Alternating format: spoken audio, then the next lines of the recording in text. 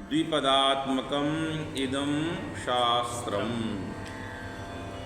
अपवर्गे या सप्तम्यंत तृतीया प्रथमांत है। और इस सूत्र की यह विशेषता कि ये सीधे तृतीया करने वाला लिखा है। अपवर्गे तृतीया। अभी तक क्या हो रही थी? कर्ण संज्ञा हो रही थी, कर्त संज्ञा और तब तृतीया हो रही थी।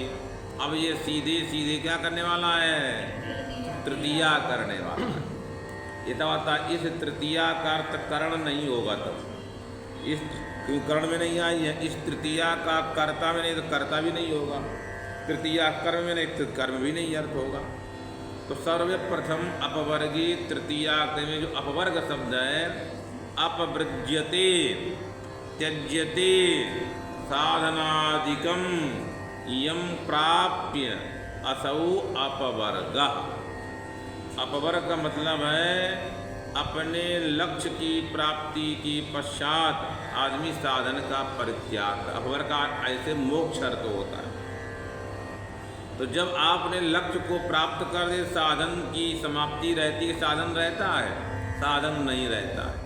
इसलिए आचार्यों ने कह दिया अपवर्गः फल प्राप्ति। अपवर्ग का अर्थ क्या? शाब्दिक अपवृज्यते त्यज्यते, यह अपवर्ग का अर्थ है। ऐसा जो अपवर्ग है, साधन परित्याग कब होगा? फल प्राप्ति दशाया।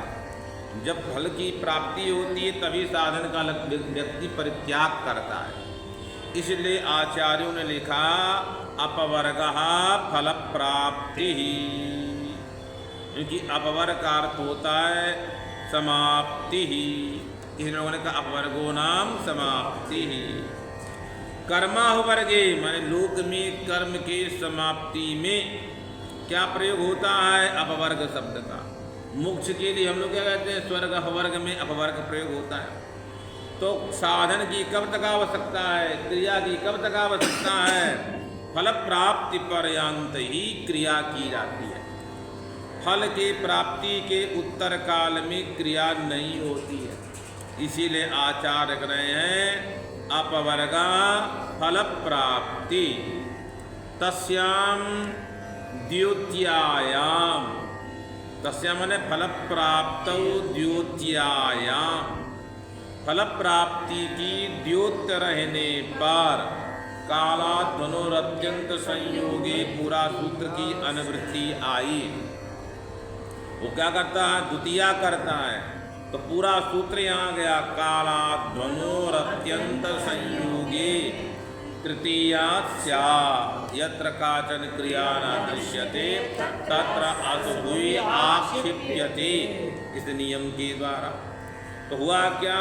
क्रम आया अपवर्गः फल प्राप्ति।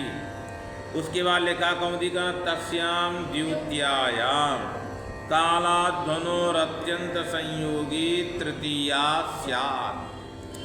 माने जहाँ पर फल की प्राप्ति द्युत रहे और काल और जो अध्वा तदवाचक जो शब्द उनसे तृतीया होगी, उस फल प्राप्ति के साथ में उस काल और अध्वा का अत्यंत संयोग हो।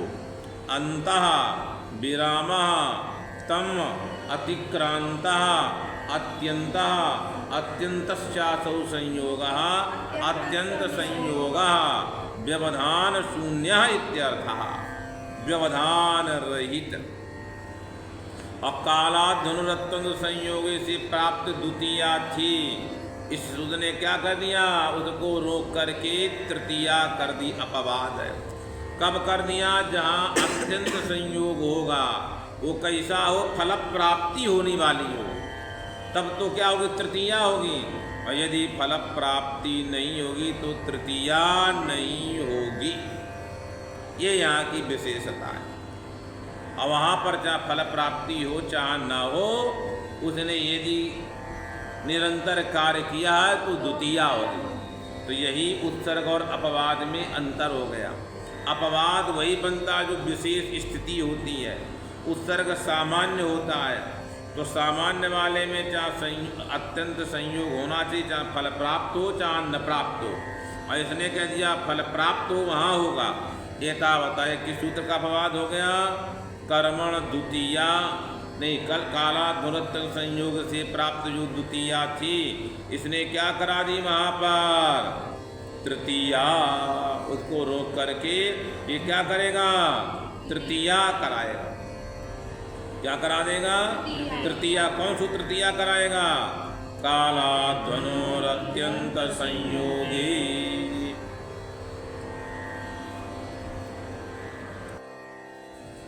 अपवर्गे माने अपवर्गे गम्य माने काला धनुरत्यंत संयोग। गम्य माने माने प्रतीय माने, उसी का अर्थ किया द्योत्य होने पर तृतीया विभक्ति होती है।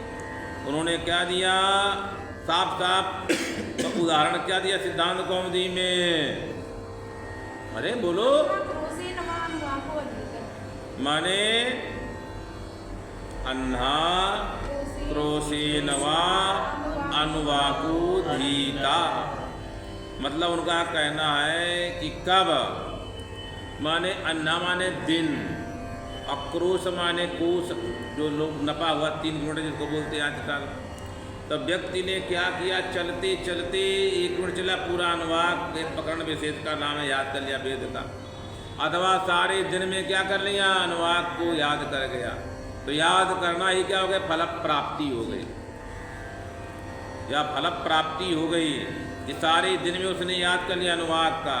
अक्रोश तो किसके साथ? अध्ययनक क्रिया के साथ का गम्यमान। क्यों? काला धनुर्त्व बताए हमने, किसके साथ? द्रव्य के साथ, गुण के साथ, क्रिया के साथ, अथवा उनका अभाव के साथ। तो उन्होंने कहा अध्ययन कर रहा है, अतः उन्होंने कहा गम्यमान आया। क्या शब्द का प्रयोग किया? गम्यमान रहने पर। क्या गम्यमान रहने पर? काल माने अत्यंत संयोग गम्यमान रहने पर। यदि अत्यंत संयोग गम्यमान है तभी क्या होगी? तृतीया होगी। यदि गम्यमान नहीं होगा तब तृतीया नहीं होगी। उसके बाद बोले अपवर्गे इति किम मास मधीतो न आयाता। महीना भर पढ़े, काल 1 महीना पढ़े, कुछ नहीं आया। तो यह फल प्राप्ति हुई? नहीं हुई। तो क्या हुआ? अभाव हो गया। तो कौन शुद्ध कर देगा द्वितीया? अरे काला धनुरत्व संयोगी हम बताए थे। मास मधीतम न आया था, महीना भर पढ़ा और आया नहीं। इसलिए यहाँ फल प्राप्ति गम्यमान हो रही कि नहीं गम्यमान हो रही है? इसलिए यहाँ पर क्या नहीं हुआ? माने अत्यंत संयोग नहीं है, तो अपवर्ग नहीं हुआ, और अपवर्ग नहीं हुआ माने फल प्राप्ति नहीं हुई। अतः अपवर्गी तृतीया ने क्या नहीं किया? तृतीया नहीं किया। अब यहाँ पर अपवर्गी लिखते हैं भाष्यकार, अपवर्गी तृतीया द्वितीया बाधकम तृतीया सूत्रम। यह जो सूत्र है द्वितीया का बाधक है। द्वितीया किससे प्राप्त है? कालात्म संयोगे से। फिर भाष्यकार कहते हैं अपवर्गे किन्नाम क्रिया अपवर्गा। क्रिया का अपवर्ग करना है, माने क्रिया का परित्याग करना है। वक्तव्यम साधन अपवर्गो मा भू।